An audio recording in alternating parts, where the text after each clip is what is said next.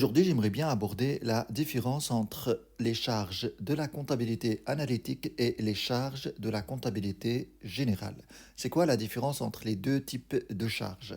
Pour comprendre un petit peu cette distinction entre les deux types de charges, le but de la comptabilité analytique, c'est de calculer les coûts, c'est de gérer au mieux les coûts de l'activité d'exploitation de l'entreprise.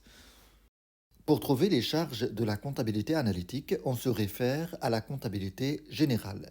Mais là, on va voir un petit peu que les charges de la comptabilité générale ne correspondent pas forcément à l'exploitation de l'entreprise, à l'activité économique de l'entreprise, parce que les charges de la comptabilité générale sont soumises à la loi.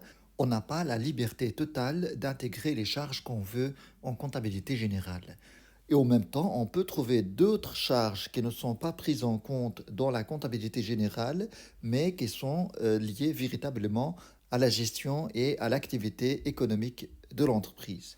C'est pour ça que pour calculer les charges de la comptabilité analytique, on prend les charges de la comptabilité générale et puis on soustrait les charges non incorporables, c'est ce qu'on appelle les charges non incorporables, c'est-à-dire qui ne concernent pas véritablement la gestion ou l'activité de l'exploitation de l'entreprise, comme par exemple une amende payée exceptionnellement par l'entreprise.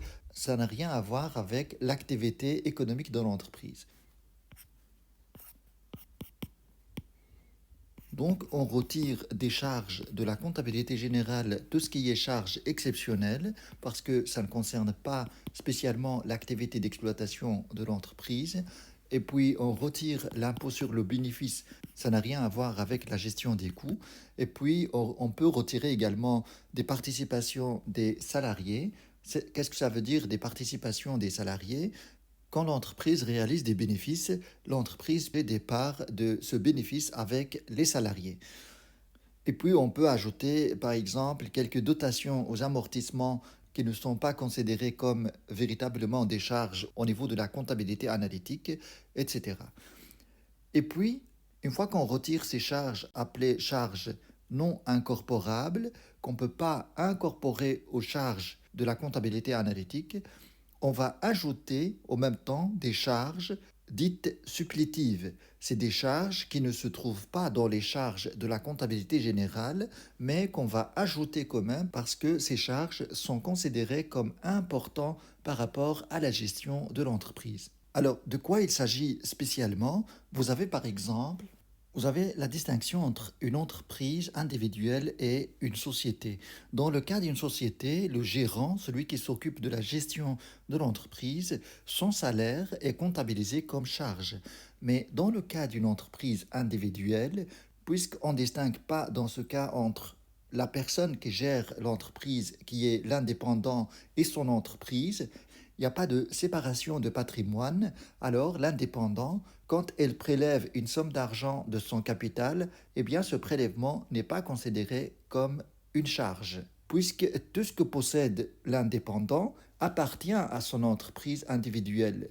Alors que dans le cas d'une société, le gérant, c'est une personne physique indépendante de la société.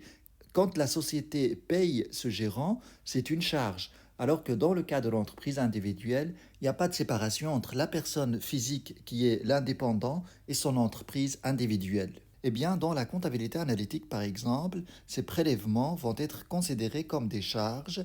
On va les intégrer aux charges de la comptabilité générale pour obtenir les charges de la comptabilité analytique. Et puis, il y a d'autres choses qu'on peut ajouter aux charges de la comptabilité générale. C'est ce qu'on appelle la rémunération des capitaux propres. Comment on peut déterminer ces charges de rémunération des capitaux propres? En fait, il s'agit de calculer le coût d'opportunité de ce capital. C'est-à-dire qu'on va supposer que ce capital, cette somme d'argent que les propriétaires de l'entreprise ont choisi d'investir dans cette entreprise, aurait pu générer, par exemple, une certaine somme d'argent si ce capital avait été placé ailleurs. C'est ça, en fait, la rémunération théorique des capitaux propres. On va faire peut-être des exercices là-dessus plus tard. Pour le moment, j'aimerais bien que vous retenez juste cette égalité, en fait.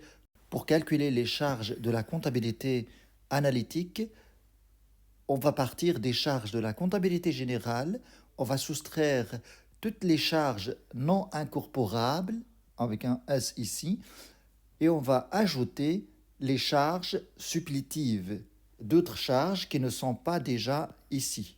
Donc, en résumé, qu'est-ce qu'on fait? On prend les charges de la comptabilité générale, on va soustraire de ces charges les charges qui ne concernent pas l'activité de l'exploitation de l'entreprise, et puis on va rajouter à ces charges des charges qui ne se trouvent pas déjà en comptabilité générale. Voilà comment on peut calculer les charges de la comptabilité analytique. J'espère que ces explications vous aident. On va faire bien sûr des exercices là-dessus. Merci d'avoir regardé cette vidéo et à très bientôt.